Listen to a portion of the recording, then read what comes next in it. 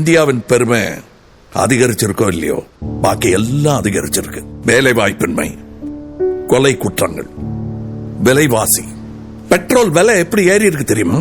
அதை ஏத்துறவனுக்கு புரியுற மாதிரி சொல்லணும்னா தன் தனா தன் ஏறுது. சரி, தெருவில் இறங்கி சத்தியாகிரகம் பண்ணலாம்னா அதுவும் குண்டு குழிமா இருக்கு. ஏன்னா இப்ப எலெக்ஷனுக்காக அவசர அவசரமா போட்ட ஊழல் ரோடு தானே இது. இப்படி கோமா இங்க இருந்து ஒரு ஆளு போய் பேசுவான்னு பார்த்தா அங்க போய் கையை கட்டிட்டு நிக்கிறாரு. இருந்தாலும் இதுல சைரன் வேற. இவங்க வாழ்க்கை ஒளிமயமா இருக்கணும், நம்ம வாழ்க்கை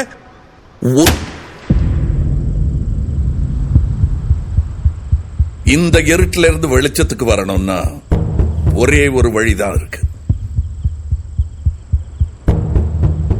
என்னடா இது, ஒரு டார்ச் லைட்டை வச்சுக்கிட்டு எப்படி வெளிச்சத்தை கொண்டு வர போறான்னு பாக்குறீங்களா? முடிவு பண்ணிட்டீங்களா? யாருக்கு ஓட்டு போட போறீங்க? குடும்ப அரசியல்ங்கிற பேர்ல நாட்டையே குழி தோண்டி புதைச்சாங்களே அவங்களுக்கா? இல்ல நம்ம உரிமைக்காக போராடும் போது நம்மளை அடிச்சு துரத்தினாங்களே அவங்களுக்கா? நலத்திட்டங்கிற பேர்ல நிலத்தையே நாசமாக்கி நம்ம விவசாயிகளை அம்மனமாக்கி நாட்டையே தலகுனிய வச்சாங்களே அவங்களுக்கா?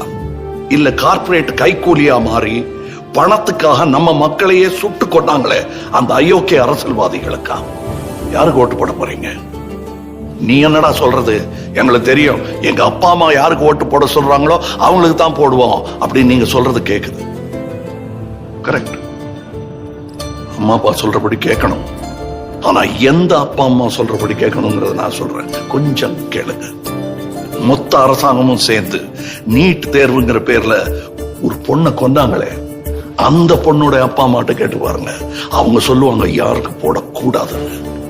நாட்டை ஆள்ற தகுதியே இல்லாத தலைமை இருக்கிற இந்த நாட்டுல அதை தட்டி கேட்கிற ஒருத்தனா, உங்கள ஒருத்தனா கேட்கிறேன், யாருக்கு ஏன் ஓட்டு போட போறீங்க?